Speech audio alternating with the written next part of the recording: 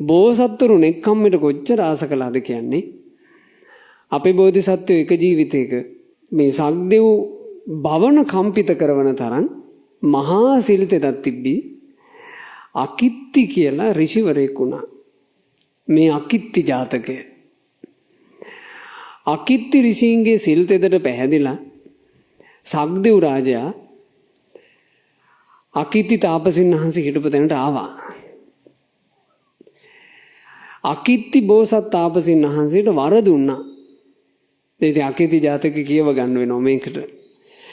බෝධිසත්වයෝ එක එක වර ඉල්ලුවා. ඒවා මහ පුදුම වර. සක්දෙවිඳුට දෙන්න බැරි වර බෝසතුන් ඉල්ලුවා. පළවෙනි වරේ ඉල්ලුවා. ඔබ මට වරයක් දෙනවා නම් මට මේ වරය දෙන්න. මගේ හිත රාගෙන් පෙළන්න එපා. ඔය වරේ මට දෙන්න. සක්දෙවිඳු කිව්වා තව වරයක් ඉල්ලන්න. බෝධිසත්වයෝ ඉල්ලුවා. ඔබ මට වරයක් දෙනවා නම් මගේ හිත ක්‍රෝධයෙන් පෙළන්නේ කියන වරය දෙන්න. ඔහොම වර ඉල්ලුවා. අන්තිමේ සක්දෙවිඳුත් හිර වෙන වර. සක්දෙවිඳුට බෝසතුන් ඉල්ලපු එක වරයක්වත් දී ගන්න බැරුව ගියා. අවසානටත් සක්දෙවිඳු කිව්වා අකිත්ති තාපසතුමනි ඔබ වහන්සේ ඉල්ලන්න මගෙන් වෙන වරයක් මං ඊළඟ එකවත් දෙන්න බලන්න. එතකොට බෝසතුන් කිව්වා එසේනම් සක්දෙවිඳුනි ඔබ මට මේ වරේවත් දෙන්න. ආයේ කවදාවත් ඔබ මාව දකින්න එන්න එපා. එතකොට සක්දෙවිඳු ඇහුවා අකිත්ති තාපසතුමනි ඔබට මාව දැක්කාම මොකද්ද තියෙන වෙහෙස? මේ ස්ත්‍රී පුරුෂයෝ සක්දෙවිඳු දකින්න නැත්නම් කියලා පතනවා. ඔබ මොකද්ද මාව දකින්න අකමැති වෙන්න තරම් මානග තියෙන දෝෂේ? එතකොට බෝධිසත්වෝ කීවා මේ වචනේ කාමසක්ත වස්ත්‍රාභරණයෙන් සැරසුණු කාමයේ පරිභෝග කරන ඔබව දකිද්දී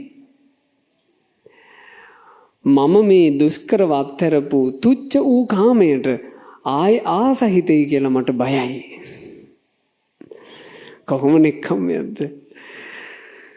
මම මේ දුෂ්කර වත්තරපු තුච්ච කාමයට මට ආසහිතයි කියලා බයයි. මොකද කාමයක් අත්හරින්න හොඳ යෝනිසෝ මනසිකාරයක් තියෙන්න ඕන. ඒ අස්සේ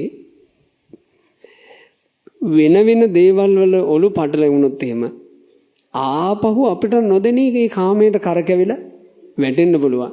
මට මොන ගැහුණා එක සිවුරු ඇරපු කෙනෙක්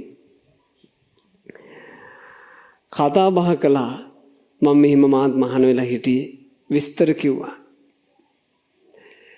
මම එතකොට ඇහුවා ඉතින් මහාන වෙලා ඉඳලා ඇයි සිවුරු ඇරියේ?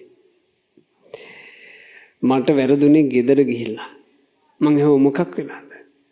ගෙදර යනකොට මල්ලි බයික් එකක් ගෙනලා. බයික් එක අල්ලන්න ඉඳලා බයික් එකට ආස හිතුණා.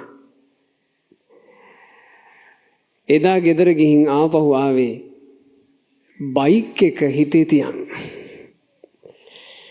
ඔහොම තමයි කාමේ.